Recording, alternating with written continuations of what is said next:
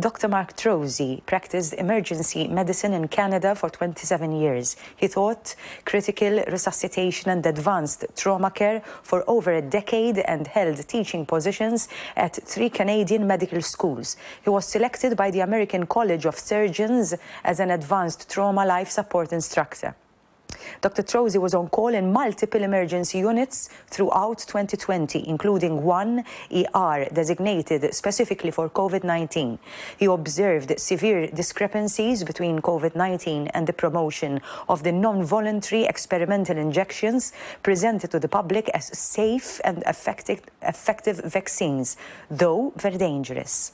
Hi, Dr. Mark. Welcome to our show. Well, thank you very much for having me, and it's a pleasure. Thank you. Thank you for dedicating some time to our televiewers here in Malta. What were your observations whilst being on call in emergency units during the pandemic?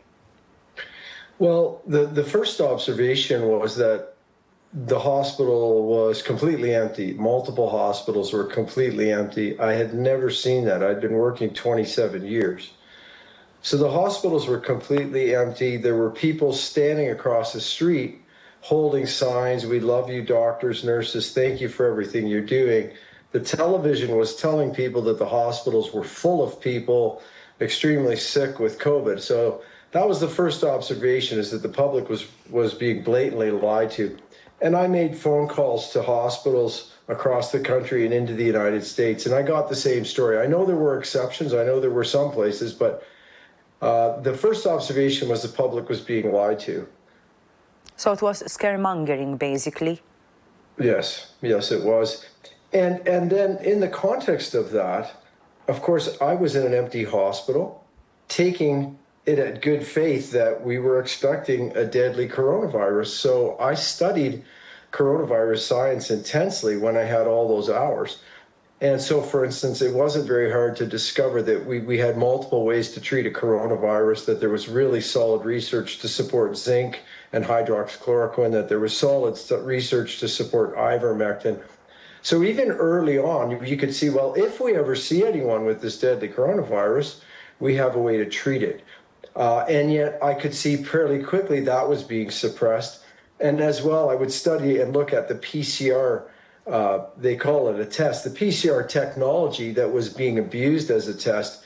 And, and then learn that the government was using over 40 cycles of PCR, which meant they were diagnosing all sorts of completely healthy people as having had COVID, locking down society, having people close their businesses. So there was clearly malfeasance. We were clearly being misled. I learned back then that the PCR test wasn't able to recognize if it was influenza, a common cold, or COVID-19. Is this true? Well, it's somewhat true. So the thing is that the PCR test, what it can do is it can look for a specific portion of genetic sequence, in this case in the form of mRNA from the coronavirus, and it can amplify it. So, and if you amplify it enough, you might find some. So what that means is someone could be there with a completely different cause of their illness, if they were ill at all.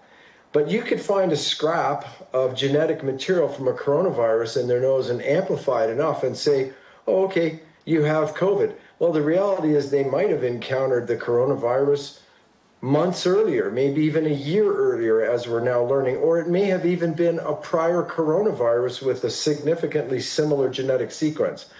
So the idea of diagnosing COVID in a completely healthy person, and like you said, people could have been sick with something else. So we look at the data, and around the world we see, hey, wow, for the first time ever, people stopped dying of influenza and only died of COVID. Well, that clearly represents misdiagnosis. So this means, in a nutshell, that a lot of people were in lockdown without the need to be, right?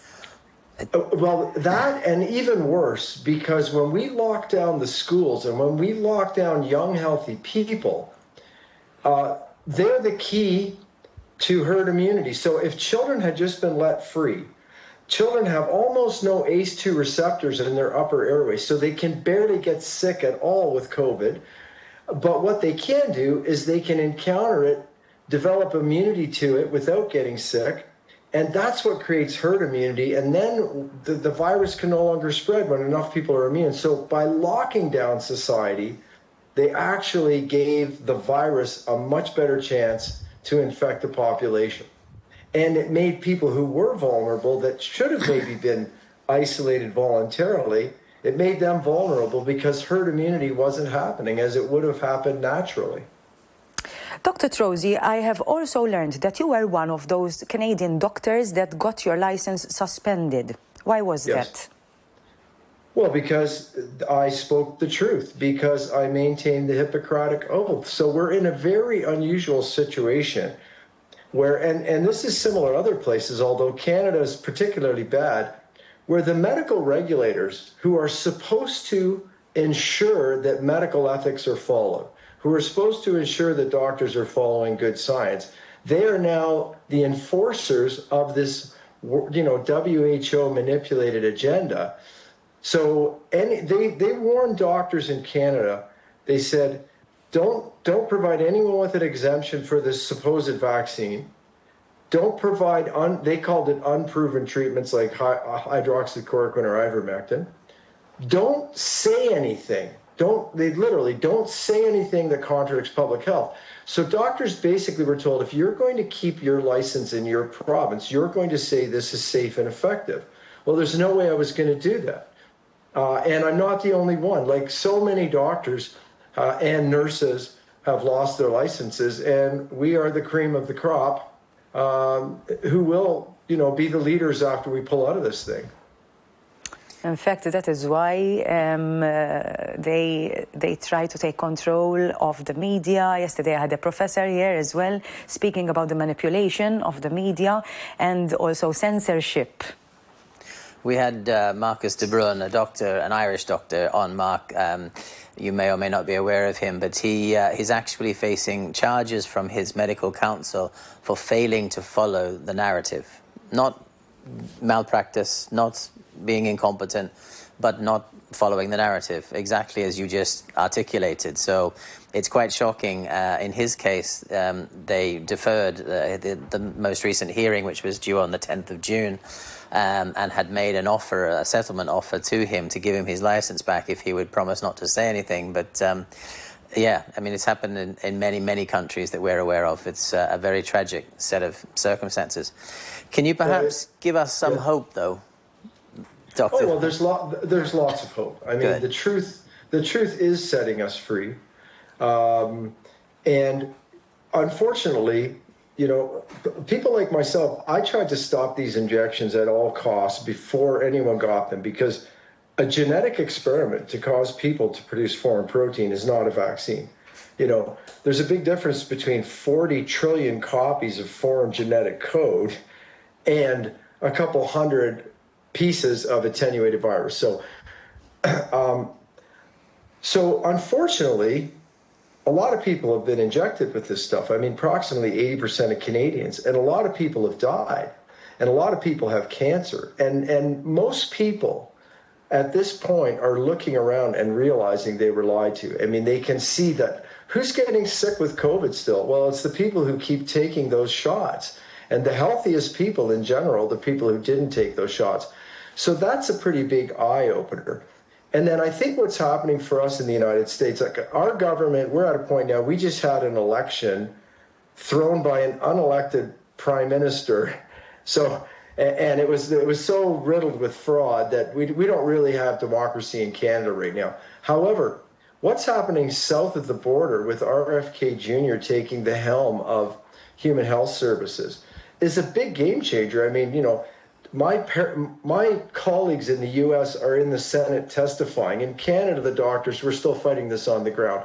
But I think that's going to shift things. The other big hope for Canada is that one of our regions called Alberta is very strongly involved in a movement to separate out of the Corporation of Canada, which we think is the best thing that could happen, because the Corporation of Canada has just lost all legitimacy here.